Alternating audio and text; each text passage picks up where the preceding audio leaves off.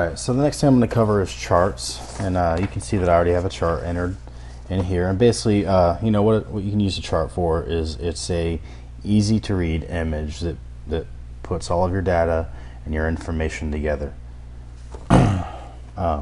Easy to understand instead of going through all the different numbers. Just get a bunch of information and time reading all within the chart in a matter of seconds.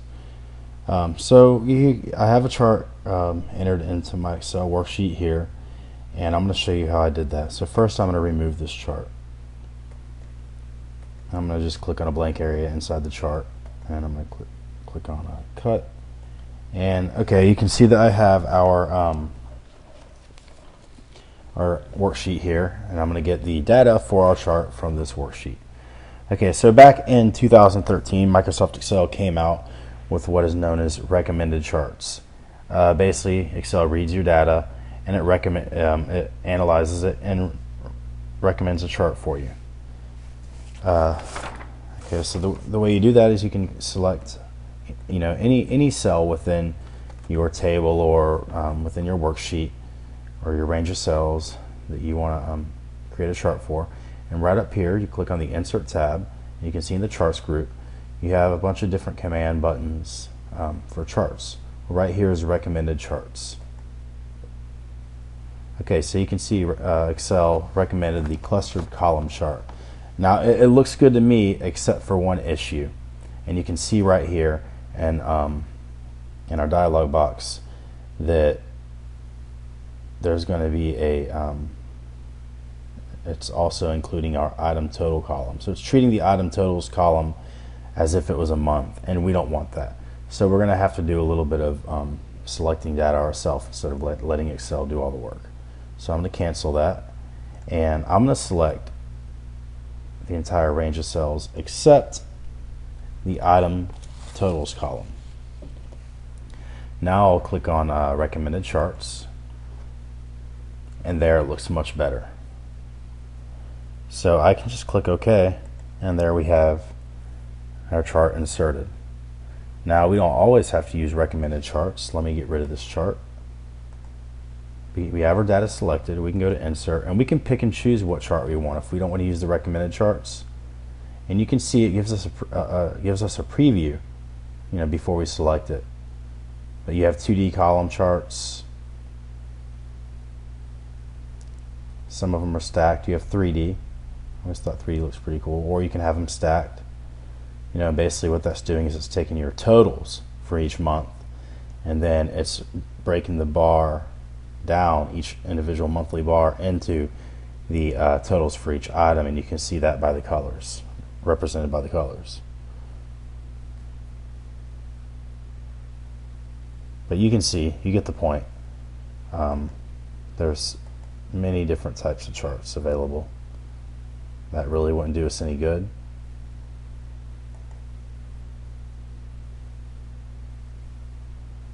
And you get a preview until you find the chart. But I actually like the recommended chart that Excel recommended to us, and usually it does work out pretty good. Okay, so I click OK. Now you can see we have our chart that we're going to use. So once you get your chart, you're not done there. You can format your chart, or you can style your chart. Your charts, when you have your chart, every chart has chart elements. So what a chart element is like right here. That's our chart title. Here, you can see whenever I click on the chart, this will show you what this element of the chart is representing. You can see that in our table over here. You can see that the cells are actually highlighted. It shows you the month. So that's being utilized, and the totals right here. The same thing would happen if I click on our bar. You can move the chart, and you can see once I clicked on one chart element, it highlights what cells are being used. See that? That's that bar is for kayaks. Here's the bar for kayaks. Clicking on the bar for jet skis, and it highlights what cells are being used. Okay, so you can format your chart up here. Once you have a chart inserted, you're going to have a contextual tab. So you have Chart Tools, you have the Design and Format contextual tab within it. So here in our design, you can change the colors of your chart, the chart styles. You can change it to represent the maybe the color of the company that you work for, or if you're designing it for a school or a university, use the college colors. But whatever it is, you can style your chart. You can pick colors. You can also pick some pre-made styles up here in our chart styles, and you can click this drop down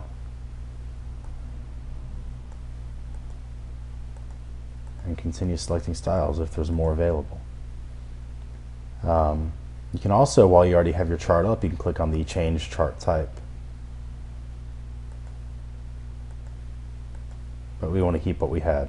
But you can see they're all here in the change chart type dialog box. You can really customize your chart element by element. Okay, so another way to edit your chart is right over here to the right of the chart. You have these quick access tools, and you can add and remove different chart elements. You know, if you wanted to add data labels, you can, but we don't need to. Trend line, which we don't need to. But you get the point. You can just check the boxes and add them in, or uncheck them and remove them.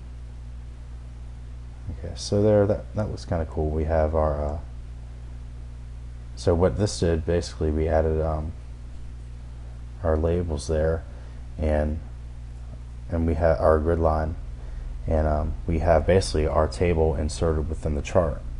Okay, and we can go ahead and we can edit our title, and you can see what popped up over here to the right. We can also, you can format your chart title. You can really format each individual element.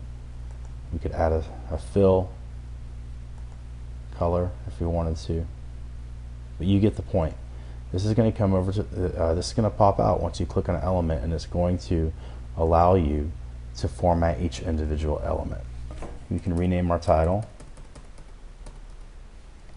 Sales Forecast 2016. You can also format your axis titles, or you can just remove them. We don't need them. We know what they are, so we removed them. Okay, and then we can keep adding styles. How about that? That looks pretty cool.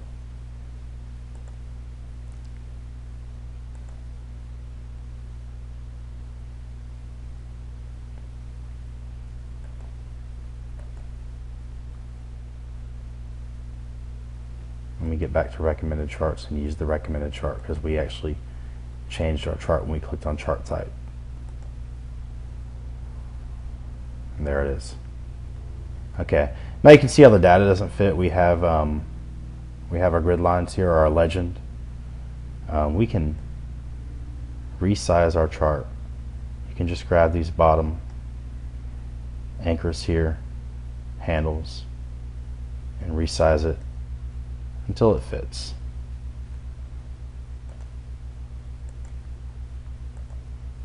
You can also move your chart to a new worksheet, and we'll call it Sales Forecast Chart. Okay, and now it's been moved into a new worksheet because you know, it didn't really fit in here. We couldn't look at the data and have the chart. So now we have a separate worksheet for our chart. And there. So it's actually in a different worksheet. Okay, so we've kind of covered a lot. Now you can see here I have a personal budget inserted into the worksheet, and what this personal budget did was it referred to our sales forecasts. So we're assuming that our income comes from the revenues of our personal business, which we've performed a sales forecast for. Now obviously I didn't get into too much detail adding expenses, so I have just the gross revenue as the income, and we know it would be different, but this is just for learning purposes. Let me clear this data. In fact, I'm going to clear all content in these cells. So the way I clear content, well, first I'm going to clear all formats. So I'm going to select it, the entire range of cells that has anything in it. I'm going to go up here to my editing group, and I'm going to click on clear formats. So there, I've cleared my format. Now what I want to do is remove all of this content.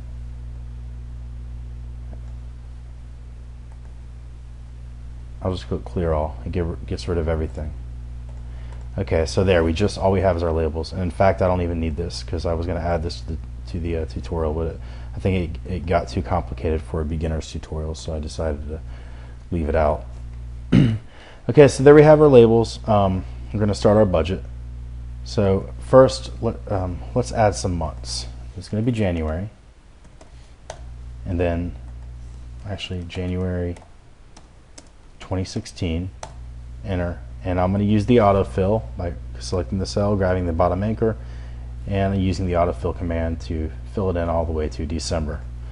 Okay, we're going to do our income. We're going to refer to our sales forecast for income, so I'm hitting the equal symbol because we're referring to another cell.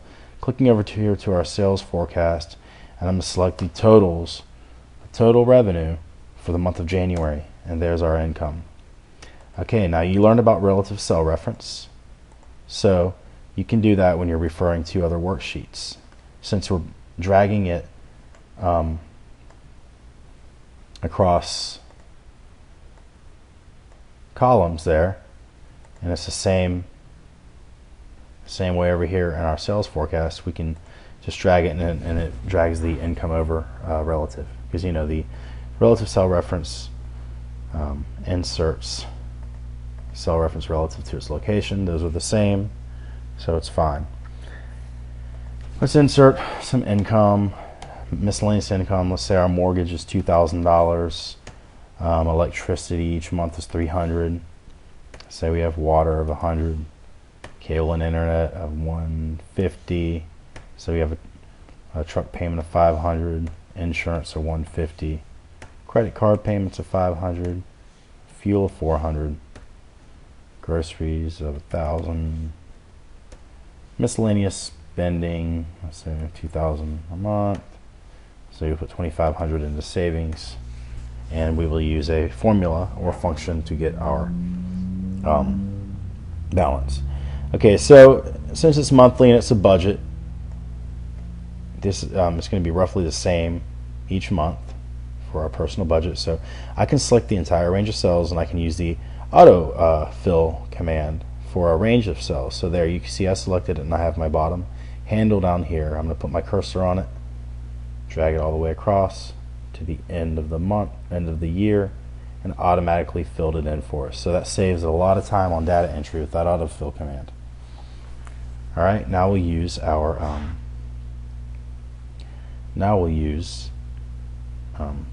our functions to add up our balance. Okay, let's just say year ending 2015 balance, and that's for our checking balance. Let's just say there's $20,000 in the checking account. Okay, so we're going to go equals the year ending plus the sum of our income, both our income from our business and our miscellaneous income, and we're going to close that function, minus the sum of our expenses, the money going out, including savings, and we close our parentheses, and there we have our balance. Now we can't automatically fill this in because it's referring to the year ending balance, but we can do the formula over here for February, and we can equals to the month ending January 2016 balance plus the sum of our income minus the sum of our expenses. Okay, and there, and now we can automatically fill this command in, and we're going to use relative cell reference. We're not using any absolute or mixed cell reference. So there we have a budget showing the income coming in, money going out. We have money going into savings, and then we have our checking account balance growing to a considerable amount in a year, almost $300,000. That'd be nice. Okay, now let's go ahead and format this with what we learned before. we have our title up here, 2016 budget. It's in cell A1. I can drag and I can select all cells from A1 to M1, and I'm going to click Merge in Center, and there we have our title. Okay, now let's add some cell formatting. Let's select our months, go up to Cell Styles, and we can pick any of these styles that we want. I'm gonna pick Accent 5, and again we can do this for our categories, and I'm gonna pick the same style, and then we can select we have a title style or a heading style right there, and then let's add some borders down here to the balance, just so we see that it's separate. So I'm selecting our range. We want to add borders, and we can go click on a top and double bottom border there. And then just to distinguish our income and our expenses, to separate them a little bit, I'm going to add a bottom border. Okay, there we have like a little budget that we made. You can do something simple like this. Another thing you can do is you could so this is your estimate. You could copy and paste this budget. So I selected the entire budget and pressing Control C. You can move it down below it. You have it there again. And now what you can do is sorry,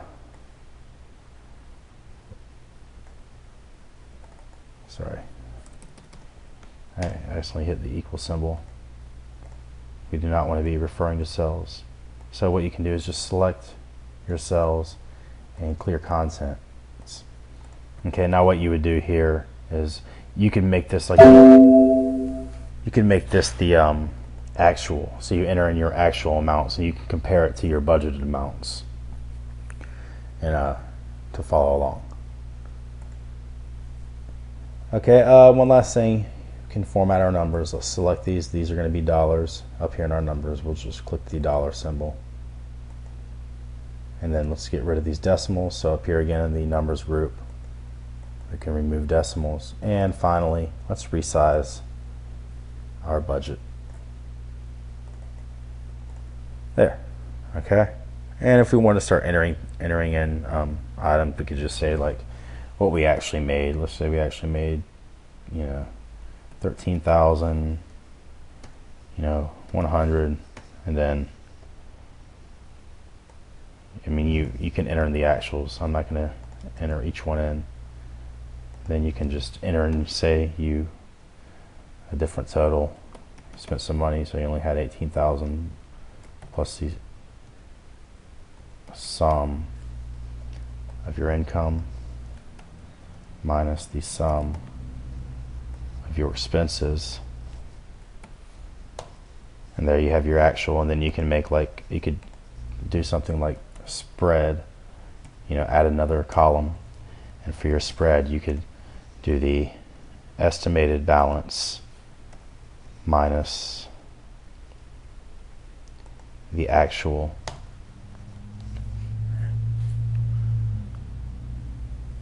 and it will tell you your spread. So and actually what may be better is to do your real balance. You can do either one minus your estimated balance, and it'll show you you're making $6,900. You're $6,900 over what you expected. So you get the point. You can do that. You can keep doing that each month, and you'll show you a spread. It'll show you whether or not you're ahead or you're behind on your budget. Okay, so the last thing I want to go over, well, not the last thing, but with inserting data anyway into Excel, the last thing I'll go over is Excel tables. So real quick, you can see what I have here is I have some content entered in. What it is let's say you're shopping for a home. You found a list of different homes that you like. You can enter them all into you can put them all into Excel and you can create a table out of it. That way, with a table, you can sort and filter different data, or you can arrange it according to size or price. You know, numerical values. You can arrange the numerical values from largest to smallest, smallest to largest. So the way that you insert a table is you will select your range of cells, your content, and you're going to go up here to the Insert tab, and you will click on the table. Okay, now your Create Table dialog box is going to pop up. This is your range of cells right here. We've selected it. You can manually enter it, but we've already selected it. Now we want to keep this My Table Has Headers checkbox checked, because right here, address, city, bedroom, and so on, these are our headers. We do have headers, so we're going to keep that checked, and we'll press OK. Now I have a table. Now you'll see what you can do with a table. You can style your table. You can select your table. Right here you'll have a contextual tab. You can just scroll your mouse, your cursor over these styles, and it will give you a preview.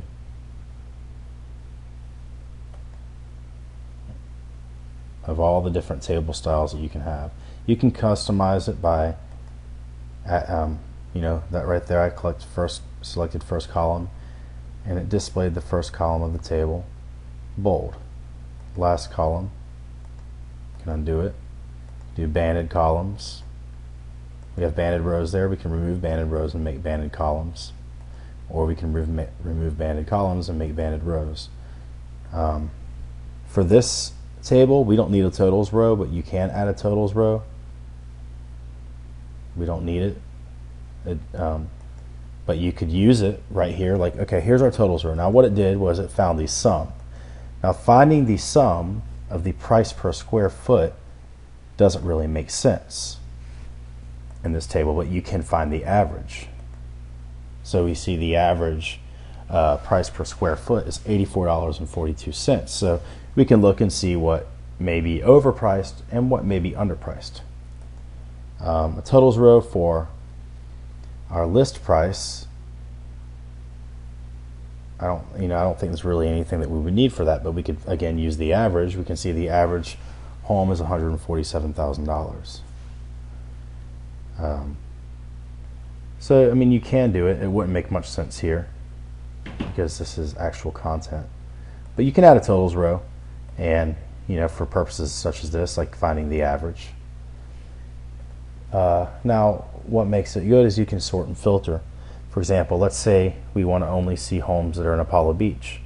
Right here in our column, I'm going to click the drop down menu, and I can deselect Clearwater, Riverview, and Ruskin. Now I'm only showing homes in Apollo Beach, and look at our average. The average adjusted, so the average price per square foot in Apollo Beach is 86.76 cents per square foot. And I don't know if this is accurate for that city. I just made these up. And the average home price or list price is $155,000. We can do the same thing. We can remove Apollo Beach, check Clearwater. Now we only have one house there. It's a lot more expensive for that one house, but you get the point. Or we can select Riverview and Ruskin. You see it's a little bit cheaper there. Okay. Or we can just keep them all selected again. Okay, we can only look. Say we want more than 2 bedrooms. We can get rid of 2 bedrooms. There, now we only have 3 bedrooms. And let's say we want 3 bathrooms.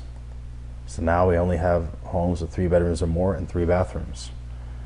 Let's say we have a lot of we need a lot of space. So not really enough in there, but you can get rid of.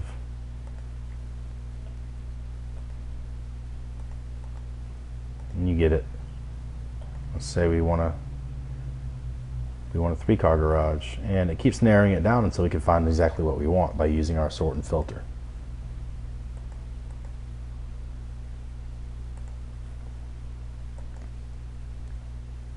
Now we start adding items back in. We have to work on the very last cell that we sort and filtered. You can't go back like I did to bedrooms. It's only going to show what's available in that list, but we have to go, if we want to get our table back to where we started, See, the last one we edited was garages. We got rid of 2. We had 3. Well, if we want to get our table back to where we started, we go back. First, we have to undo what we did in sorting. We can just click actually clear filter from garage. And again, clear filter from square foot. Okay, and it all comes back. You can sort largest to smallest, so there you have the largest house all the way down to the smallest.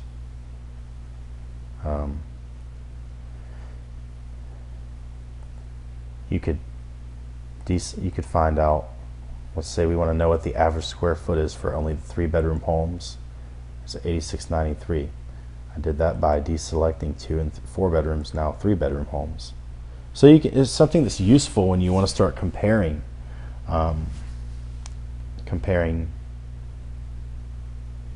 like homes or anything else that you want to enter in. Just remember, whenever you sort and filter things, they're going to remain on there. Like even I only have 3-bedroom homes. I remember I did largest to smallest for square footage. So this is our largest to smallest 3-bedroom homes.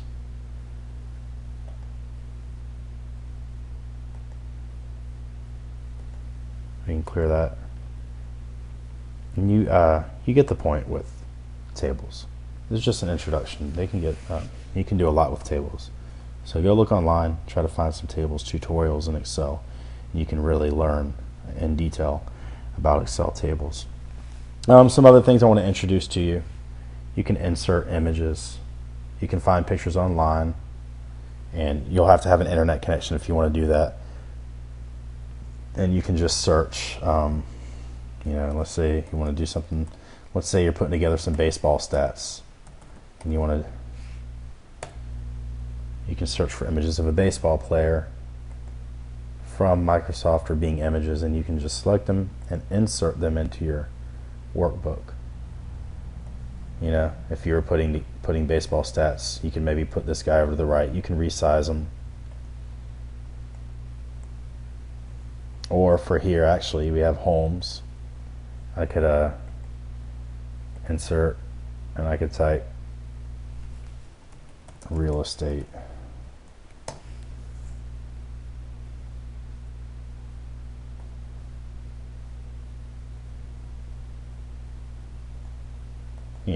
Say you got these from realtor.com.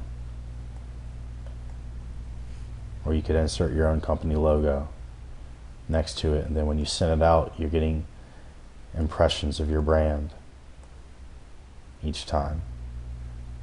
Okay. You can also, if you want to remove the image, you just select it, right click, and cut. And other things, you can insert word art like I used. Please subscribe. So you saw an example that was actually used, a real life example in this tutorial. I'm wanting you guys to subscribe, so there I use the word art. You can, to encourage you, you can insert equations, you can insert shapes,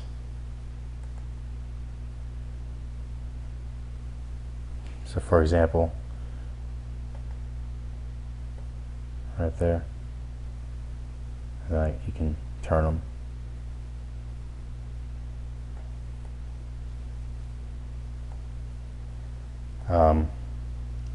Send your sales forecast or something, or your budget. If say your budget was off, or you had to change something, say one month in your miscellaneous spending, you had to spend a lot that month. Maybe you're going on a little trip. You could insert a comment there. You can right click on insert comment, and put like destined vacation. And there you have a comment here. You go over that. Okay, that's why this month is different. That's why we're going to spend more money that month. Okay, once you have your items, you're going to have to save them. The way to save your workbook is click over here on File, and you can save it to the cloud. You'll go to Save As if you haven't saved it before. So you can click on this PC, or you can browse within your files, but you can save it, and you select the folder.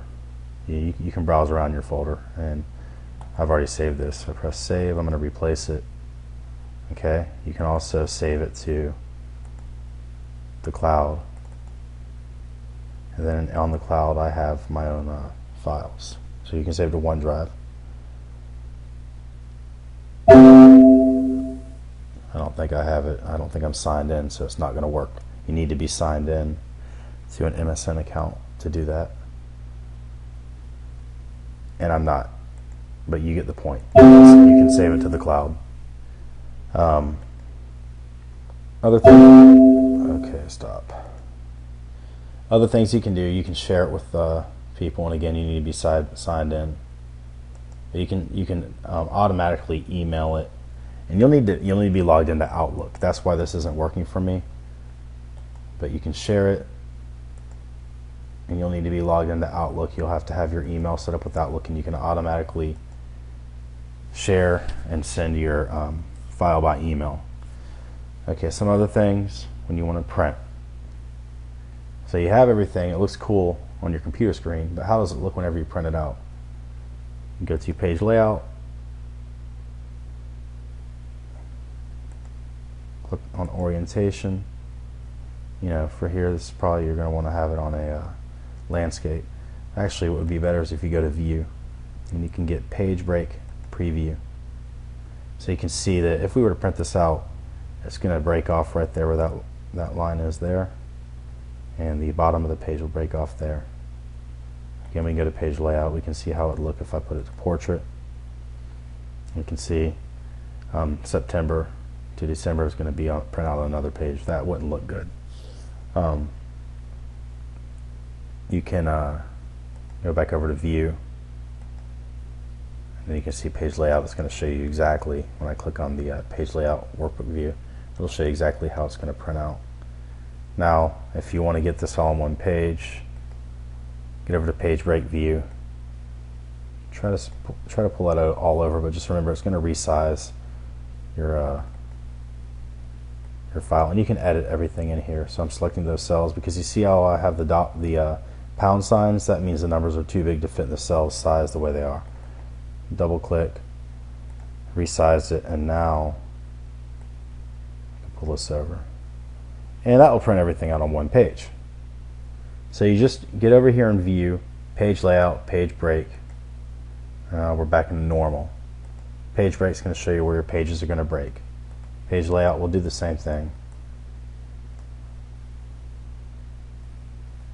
And I'm zooming out. You can see it'll break it into pages, your worksheet. And again, when you go to print, you're going to File, click on Print, and it's going to show you again a preview right here.